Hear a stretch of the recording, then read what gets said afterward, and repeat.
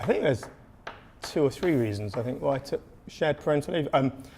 One was, I think when we set out having a family, it was important for both of us to recognise that it was a joint endeavour, and we believe in equality, and we wanted to do things which were felt right and fair in the 21st century for us. I think the second was Emma runs a small company, which she spent 11 years setting up, and it was important that she didn't take a year away from that, being a founding partner of it.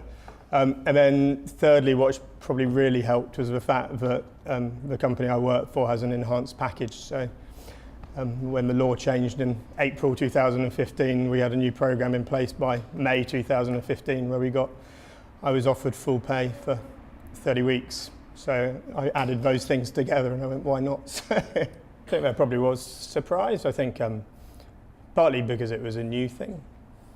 So if people don't really understand what shared parental leave, there is a sense of why would you do that? How are you going to be able to afford it? Is it going to impact your career? But actually, you've got to have the confidence to go. Actually, you work out what's best for you. But no, I think there's certainly, and especially, there are some generational barriers, I think, as well. So I think there's certainly some people who, it's either it's not the man's job, or it's your career will really suffer, and you just got to look at it through a different lens, I think. We had some quite interesting comments and stuff about how could a business possibly afford it, and it's like, well, the same way as a business affords a woman to go on maternity leave, because it's exactly the same thing.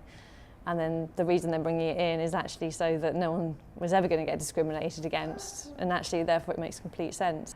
I think in particular with the firstborn, it's given us the opportunity to really share the care and the challenges of having a baby together, and for both of us to understand, I guess, how difficult and tiring it can be.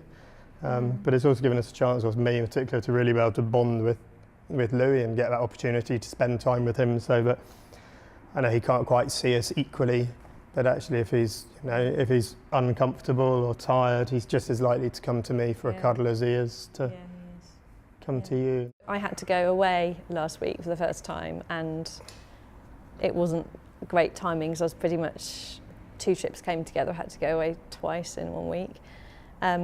Which was not how I wanted my first trip away to be. It was quite stressful, but I knew that Mark would be absolutely fine. And I think a lot of women get into this cycle of like, oh, my husband can't possibly do bath time. How can he do that? And how will he cope? And like, you just do, don't you? And I never really worry about Louis when he's with Mark. And I know a lot of mums do worry about their kids when they're with their dads, which is ridiculous, but it seems to still persist, doesn't it, as a theme. So there's just like a real sense of trust, which is really nice.